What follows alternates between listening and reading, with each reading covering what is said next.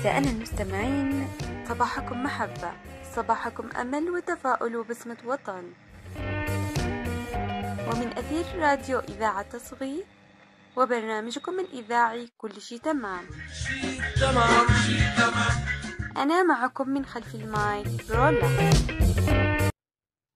أنا أقول لك يا أخي، بعد ما غيروا المذيع الأول شكرين ما عاد البرنامج هذا له هبالة، لا يعجبهمش الذي يلامس الواقع ويلامس أوجاع الناس وهمومهم. يا رجال انت مع حالي سماع إذا علم. أقول لك كان واحد يدي البرنامج هذا كل شيء تمام، يصرع أبوتهم ويكشف كل حاجة ولا يخاف من أحد.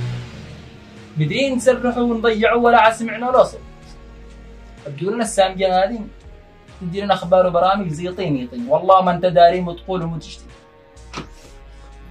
يا رجال تقلب لنا الإذاعة هذه، قلب لنا إذاعة بين أغاني دندنة، جاي يقول لنا أخبار وبرامج وبعدين قضاع من كل شيء حسنه. والله انه صدق قزع من كل شيء حسنوه. اطلب الله لا تدي واحده بدلك دحين.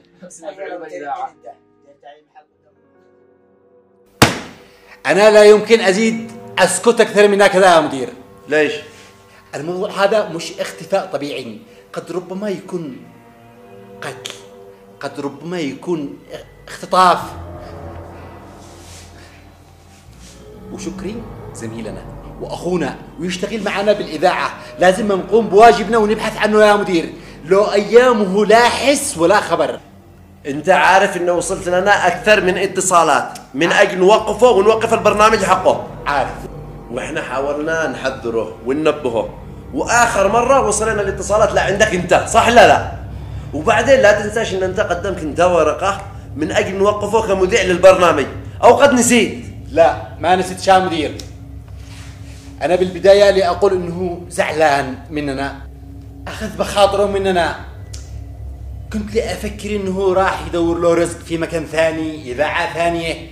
فكرت إنه راح يبحث عن مساحة رأي وحرية أكبر من اللي عندنا، بس الموضوع أكبر من كذا.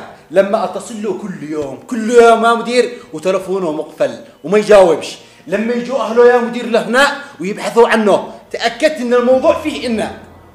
الآن أنت روح جهز نشرة الأخبار حق اليوم المسموعة، وبعدين احنا نناقش الموضوع هذا كامل، وبعدين ركز لا تنساش على الاجتماع حق اليوم والنقاش حول الأحواض المائية، أهم حاجة. ايش ضحك؟ لا حول ولا قوة إلا بالله، هذا هو اللي همك، الأحواض المائية.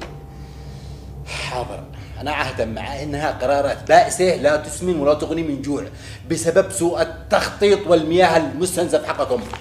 خاطرك.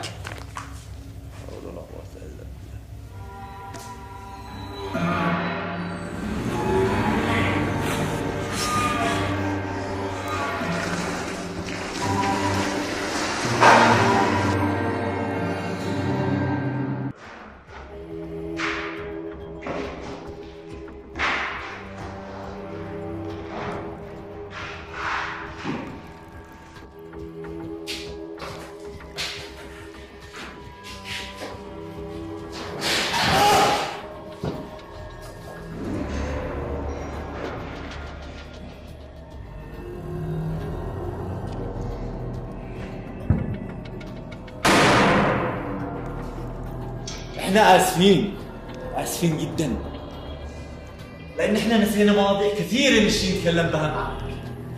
بس اوعدك هنكون كل يوم نعيد لك حلقة من حلقاتك الإذاعية الجماهيرية العظيمة. بس حلقاتنا غير، حلقاتنا مش للسمع فقط، لا لا لا لا لا، حلقاتنا تسمعها وتشوفها وتتذوقها وتلمسها، كل شيء تمام. على فكرة كان في حلقة من حلقاتك أعجبتني كثير جدا جدا.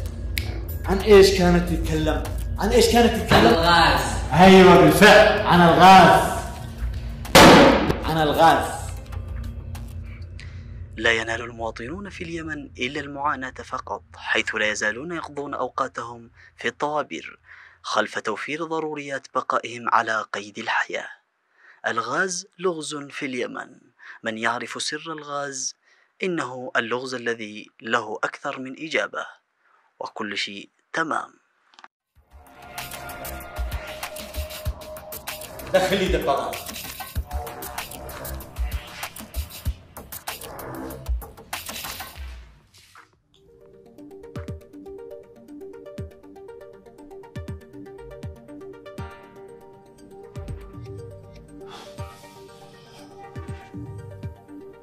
سماح، ها انت عارفه خير؟ كل يوم في الإذاعة نتكلم عن مشكلة، يوم نتكلم عن أزمة الغاز، ويوم نتكلم على الحفر اللي في الشوارع، يوم نتكلم على الباصات، يوم نتكلم على الكهرباء، يوم نتكلم عن انقطاع المياه. أزمات أزمات أزمات، متى حتخلص بالمجتمع هذا مش عارف. ياسين، ها، بكرة جمعة. ما دام بكرة جمعة أكيد صبنتي الثوب.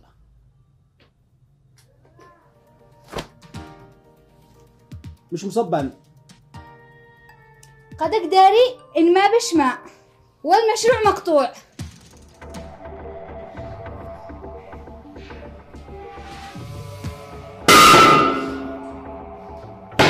تمام، افتحها وخليه يشمها ويتذوقها كمان.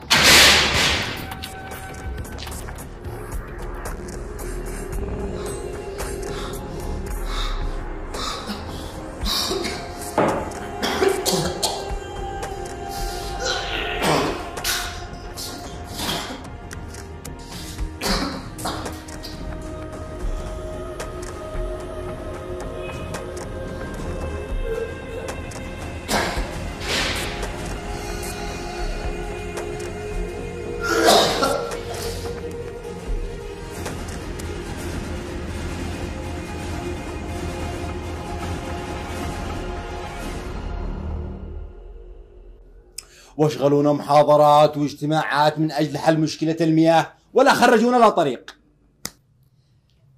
إيش قصدك يا ياسين؟ أو قدك ناوي تفتح الموضوع بالإذاعة؟ أو نسيت إيش حكيت لي على صديقك فكري مدري شكري اللي للآن عالم الله وين اختفى وين طريقه؟ بغير مشاكل يا ياسين. يا شكري والله إن ضميري أنبني عليه، مش عارفين وين اختفى. بس حلو إن قضية شكري تحولت إلى قضية رأي عام، والناس الآن كلهم يبحثوا عنه، وإن شاء الله إنه يظهر. وأنا قد تواصلت مع كل زملائي في القنوات ووزعت لهم معلومات عن شكري عشان نتعاون كل إحنا ونبحث عن شكري ويظهر. ياسين خليك بعد حالك، إحنا مش ناقصين مشاكل. أنا بعد حالي طول عمري وأنا بعد حالي، لا متى مش عارف. انت عارفة ايش اللي مغثي على حالي؟ ايش يا ياسين؟ احنا ساكنين في مدينة كل يوم يسقط فيها الأمطار وما بش معانا ماء، كيف؟ انت عارفة يا سماح، لو تمكنوا بس من جمع نصف كمية مياه الأمطار لموسم واحد أيحلوا مشكلة الماء في هذه المدينة لسنوات قادمة، وعتصبني الثوب بالوقت المناسب. ياسين ارقد. حاضر يا حكومة.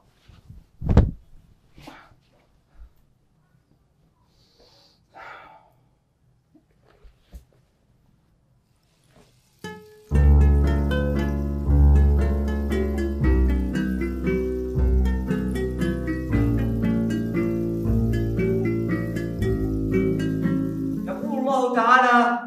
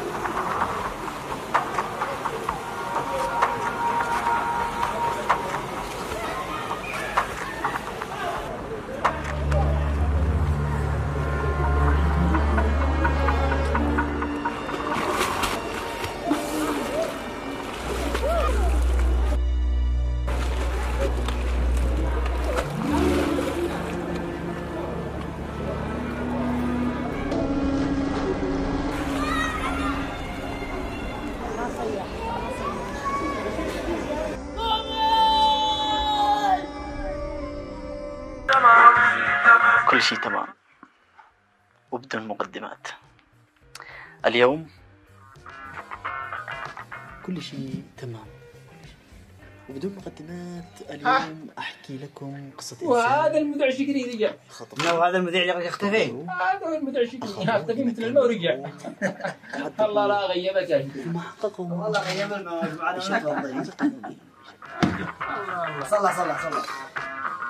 صلى حتى شغلها تعمل مشروع شوية ما في.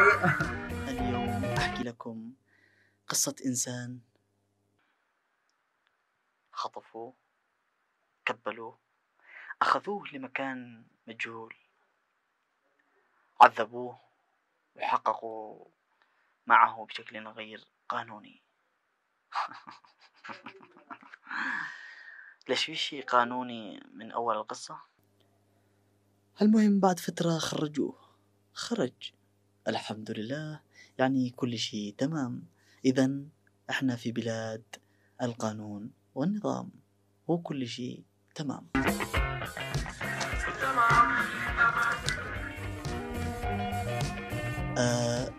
ولكن هناك مثل يقول: لا يصاب بالبلل من يبقى بعيدا عن الماء.